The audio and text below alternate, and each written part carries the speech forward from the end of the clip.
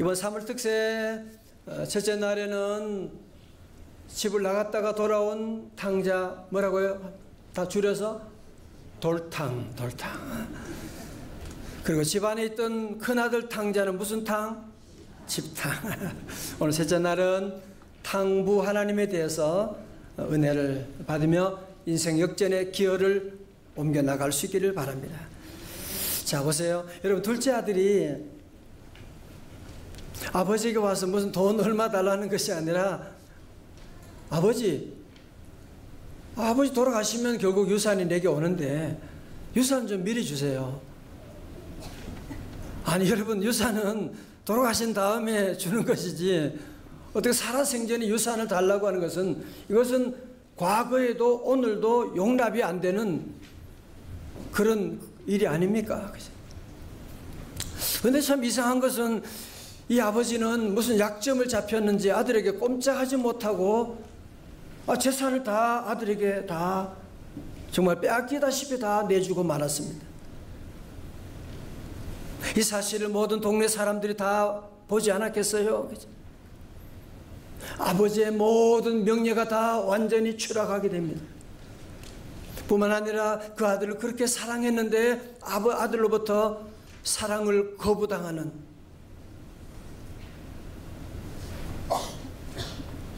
이 아버지의 마음이 얼마나 가슴이 찢어졌을까요? 그죠? 그런데도 더 이상한 것은 뭐냐면 이 아버지가 집 나간 아들을 잊을 수가 없는 거예요. 이 아들이 언제나 돌아올 것인가 늘 그는 기다리면서 이 불효자가 죽어버리고 이 나쁜 놈이 그러면 어때요? 그런데 잊어버릴 수가 없고 밤마다 문 열어놓고 밤마다 문 열어놓고 나간 자식 돌아오기만 밤새 기다리신다오. 자, 15장 20절이에요. 우리 다 같이 크게 한번 읽어봐요. 우리 친구들 같이 한번 읽어봐. 시작. 이에 일어나서 아버지께로 돌아가니라. 거리가 먼데 아버지가 그를 보고 측은히 여겨 달려가 목을 안고 입을 맞추니. 자, 저 보세요. 제가 어느 책에서 본 얘기인데요. 6.25 전쟁이 일어났을 때에 외아들을 전쟁터에 보낸 어떤 어머니가 그 아들이 돌아오기만을 기다리면서 전쟁이 다 끝났는데도 대문을 닫지를 못하는 거예요. 대문을 늘 열어놓고 아들 위해서 저녁마다 따뜻한 밥을 해놓고 아들이 오늘이나 내일이나 돌아오겠지 하면서 기다렸다고 하는 그 얘기를 듣는데 얼마나 가슴이 아프고 눈물이 나는지. 아마 이 아버지도 그 사랑하는 아들, 아버지를 멀리하고 떠났지만 그 탕자지만 늘 오늘이나 내일이나 돌아올까 하고 기다리고 계셨던 것이고, 그런데 그 아들이 저 멀리에서 터덜터덜 무거운 발걸음을 옮기고 오는데 아버지는 아들의 발걸음 모습을 알잖아요. 한눈에 그 아들을 알아보게 되고 그에게 달려가게 됩니다. 여러분, 우리가 여기서 한 가지 알 것은 뭐냐면 이스라엘의 이 문화권이나 우리나라의 문화권이 비슷한 점이 많아요. 특별히 우리나라도 양반 문화가 있었는데 이 나이가 많은 사람이 젊은 사람 앞에 아무리 가족관계라고 하지만 윗사람이 아랫사람 앞에서 뛰는 법이 없거든요. 박지원의 양반전에 보면 무릇 양반은 비가 와도 뛰지 말며 또 밥 먹을 때 소리를 내지 말며 그 다음이 중요해요. 방귀가 나와도 꼭꼭 참아야 하고.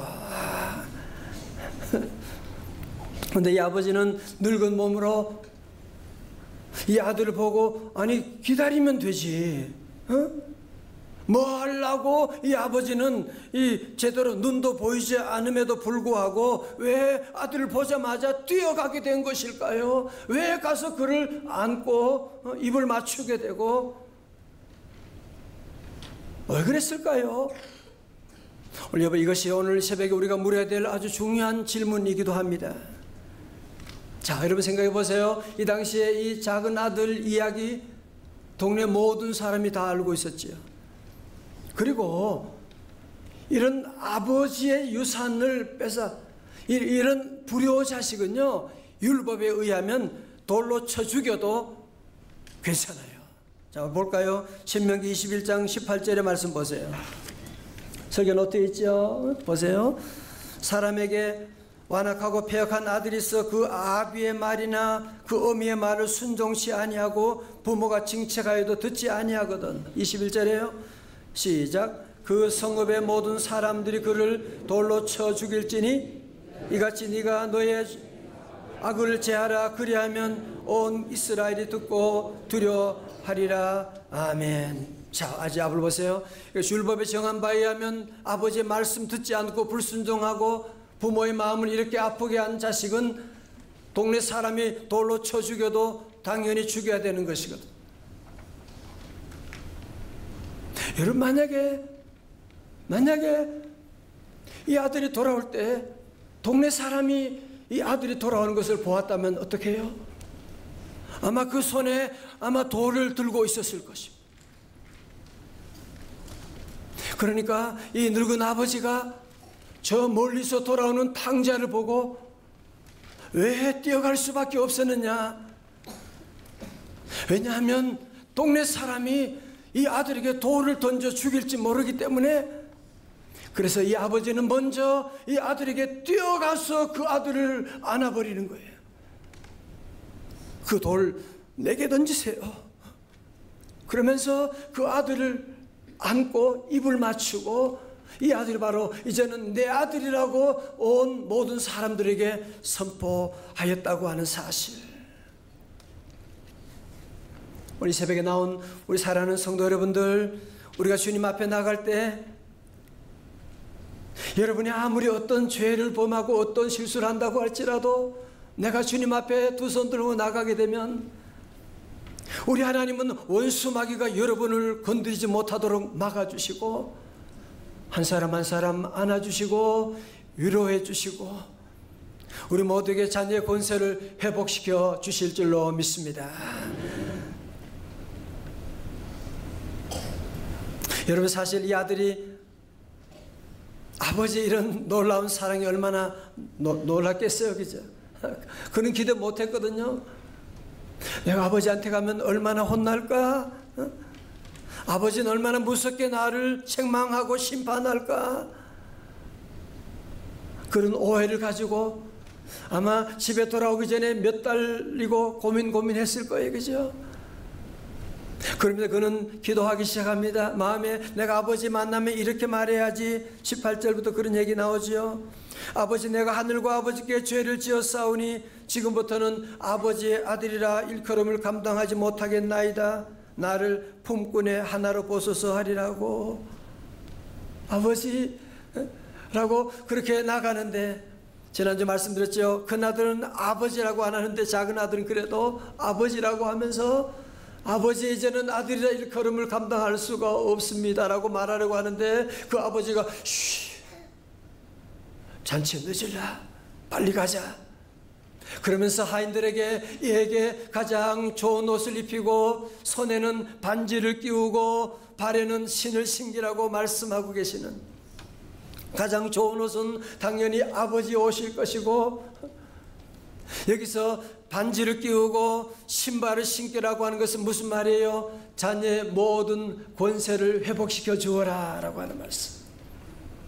여러분 보세요. 우리 인간들의 회개 발걸음은 이렇게 오래 걸리고 천천히 간다고 할지 모르지만 하나님의 용서는 신속하게 임하고 있는, 여러분, 그래서 우리가 은혜 받는 것은요, 뭐 몇 달씩 1년씩 걸리고 그렇지 않아요. 우리가 주님 앞에 나가는 것이 어렵지, 주님께 나가기만 하면 한순간에 주님의 놀라운 은혜가 임하게 되는, 오늘 그래서 우리 하나님의 여러분의 모든 어떤 허물도 죄도 주님은 다 용서해 주시고 오늘 새벽에도 큰 은혜, 큰 축복, 인생 역전 이루어 주실 줄로 믿습니다. 여러분 하인들에게 큰 잔치를 하라고 명령하지요. 그리고 메인 코스로 살찐 송아지를 잡으라고 말하잖아요. 자, 오늘 퀴즈 또 있어요. 우리 친구들 퀴즈 있어요. 자, 그렇다면 이 탕자가 왔을 때 가장 무서워 떨었던 것은 누구일까요? 살찐 송아지. 살찐 송아지. 잠깨라고 용어를 하나 했습니다. 자, 오늘 24절을 보면 이 말씀의 결론이 나와요. 시작. 이 내 아들은 죽었다가 다시 살아났으며 내가 잃었다가 다시 얻었노라 하니 저희가 즐거워하더라. 아멘. 다 같이 아멘. 이제는 아버지께서 집을 나가다 돌아온 둘째 아들이 죽었다가 살아났고 그는 잃었다가 얻었노라고 말씀하고 계시는 여러분 사실 보세요. 이 아들이 무슨 아버지 앞에 나와서 무슨 회개를 지금 한 것도 아닌데 말이죠. 그런데 이 아버지는 뭐라고 합니까? 이 아들은 자신의 쾌락과 행복만을 살았던 둘째 아들이지만 그는 율법에 의해서 다 죽은 자다. 그렇지만 이제 아버지 집에 돌아왔으니까 이제는 죽었다가 다시 살아났노라, 잃었다가 다시 얻었노라고 말씀하고 있는, 여러분 이것이 바로 복음이에요. 이것이 바로 하나님의 놀라운 사랑입니다. 로마서 8장 33절에 누가 능히 하나님의 택하신 자들을 송사하리요 의롭다 하신 이는 하나님이시니.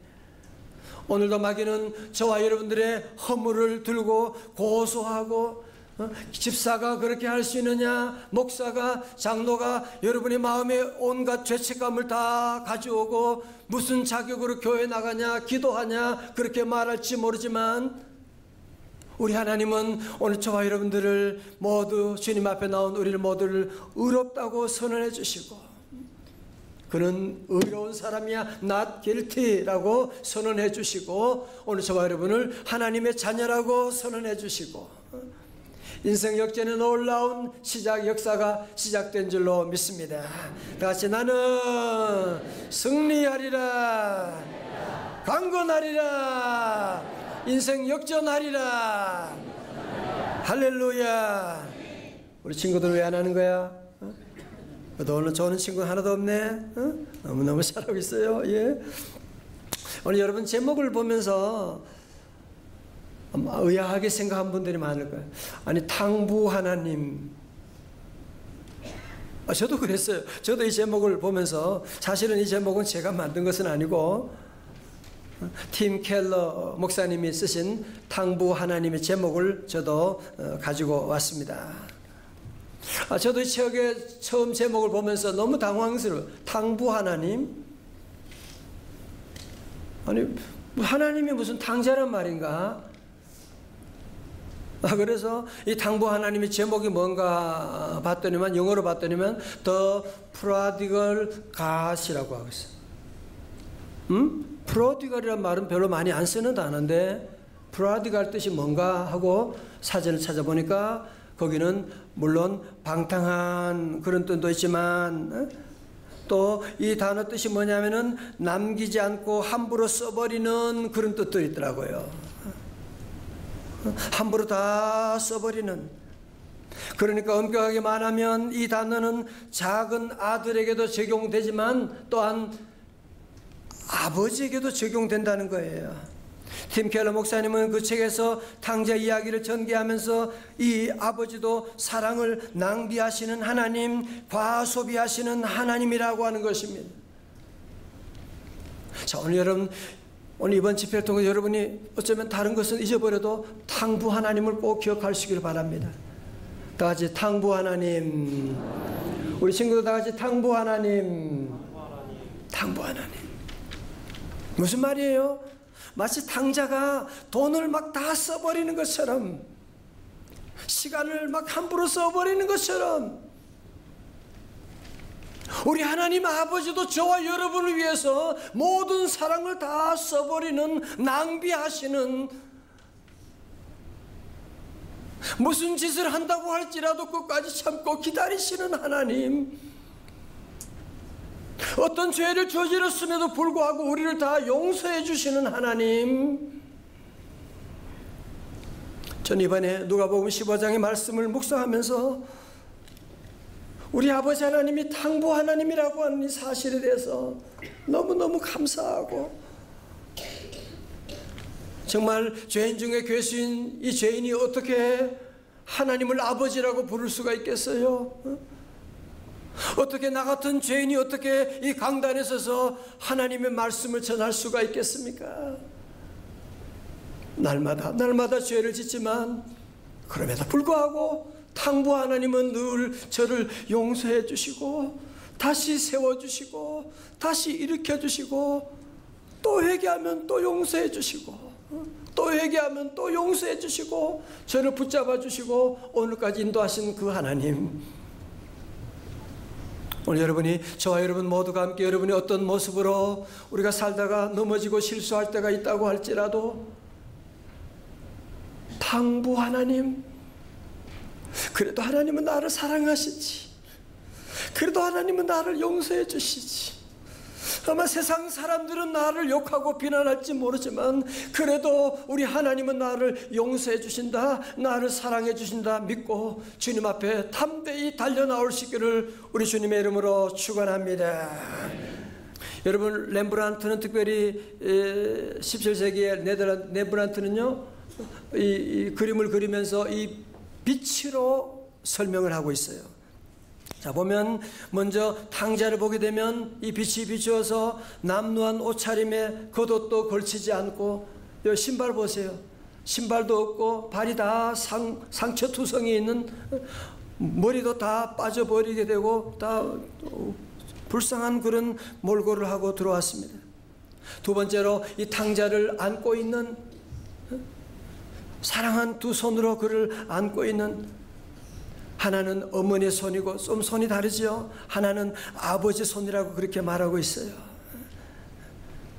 두 번째로 우측에 보면, 저 멀리 쪽에 보면 누가 있어요? 아주 기분 나쁘게 두 사람을 째려보고 있는 큰아들이 보이지 않습니까? 자, 보세요. 여러분, 이 그림을 보시면서 여러분 지금 어디 있다고 생각하세요? 많은 사람들이 그냥 이 그림을 그냥 보고 잘 그렸네 라고 지날지 모르지만, 미국 하버드 대학 교수 한 사람은 이 그림을 러시아에 있는 에르미타주 미술관에서 이 그림을 보다가 발걸음이 멈추게 됩니다. 그리고 종일 이 그림을 보게 되는 거예요. 그러면서 이 그림 앞에 무릎을 꿇게 되고, 그러면서 그의 인생이 완전히 바뀌게 되는, 그가 바로 그 유명한 헨리 나우엔이라고 하는 사람입니다. 이분이 이 그림을 통해서 받은 은혜를 기록한 책이 바로 탕자의 귀향이라고 하는 책인데요. 자, 여기 그는 이렇게 말합니다. 나 자신은 매우 책임감이 강하고 전통적이며 가정 중심적인 사람이었다. 난 어쩌면 그 모든 것과 함께 둘째 아들만큼이나 탕자로 살아왔다는 생각이 들었다. 그리고 나의 질투심, 나의 분노, 나의 성급함과 완고함과 무뚝뚝함, 그리고 무엇보다도 은연중에 스스로 의롭다고 여기는 나의 독선을 보았다.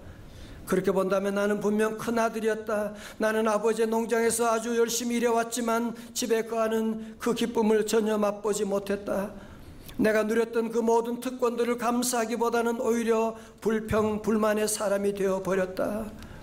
헨리 나우엔 교수는 이 그림을 보고 자신이 바로 큰 아들이었다고 하는 충격 때문에 이 사실을 그는 깨닫고, 그는 1981년에 세상적으로 대단한 하버드 대학의 교수직을 던져버리고 남은 인생을 캐나다 토론토의 데이 브레이크라고 하는 정신지체 장애인들과 함께 평생을 보내게 되며, 세월이 지나 헨리 나우엔은 다시 렘브란트의 그림에 대해서 말합니다. 그 그림은 내가 하나님 나라에 들어설 수 있는 신비의 창이 되었다.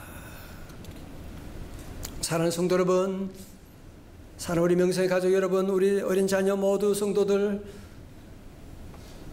하나님은 여러분을 너무너무 사랑하십니다. 여러분 다시 한번 오늘 이 그림을 보고 이 명화를 보면서 헨리 나우엔 교수처럼 저와 여러분도 마음의 결단을 하시고, 나는 지금 어디 있는가? 내가 앞으로 어떻게 살아야 되는가? 결단하면서 나갈 수 있기를 바랍니다. 저도 이 그림을 보면서 나의 모습이 자주 탕자처럼 자꾸 아버지의 복을 받아가지고 세상으로 나가려고 하는 이기적인 그런 모습을 보게 되고, 또 어떤 때는 보면 좀 잘하는 것 같으면 탕자처럼 큰아들처럼 자꾸 남을 비판하려고 하는, 나만 잘난 체 하려고 하는 그런 큰아들의 모습을 너무 많이 가지고 있구나 생각을 하게 되고, 하나님 앞에 회개하고, 여러분 따지고 보면 우리 모두가 집 안에 있는 탕자이거나 아니면 집 밖에 있는 그런 탕자의 모습이 아닙니까? 오늘 말씀을 정리하면서 우리 모든 성도들 그런 가운데도 꼭 기억할 것은 뭐냐? 우리 하나님은 누구 하나님이라고요? 다 같이요? 당부 하나님이시다. 나를 너무너무 사랑하신다. 나의 죄를 어떤 죄도 다 용서해 주신다. 내가 교회 처음 나왔는데도, 나 세례를 못 받았음에도 불구하고 하나님은 나를 너무너무 사랑해 주시고, 내가 어제도 못된 짓을 얼마나 하고 싸움하고 그랬는데도 불구하고 하나님은 나의 모든 죄를 용서해 주시고, 내가 주님 앞에 나아가기만 하면 우리 주님은 나를 하나님의 자녀에 대한 권세를 회복시켜 주신다. 여러분, 그러므로 우리 하나님의 이 무모한 은혜야말로 우리의 소망이고 우리 인생의 역전의 출발이 되지 않겠습니까?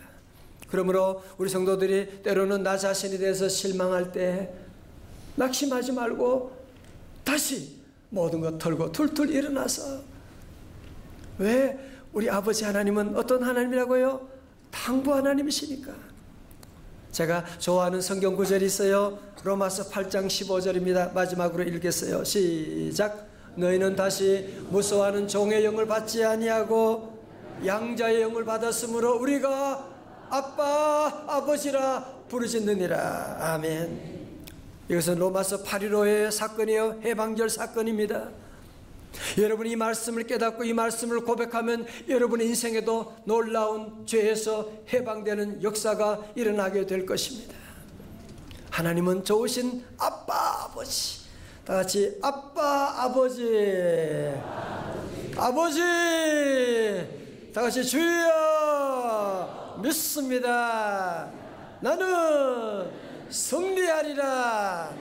할렐루야.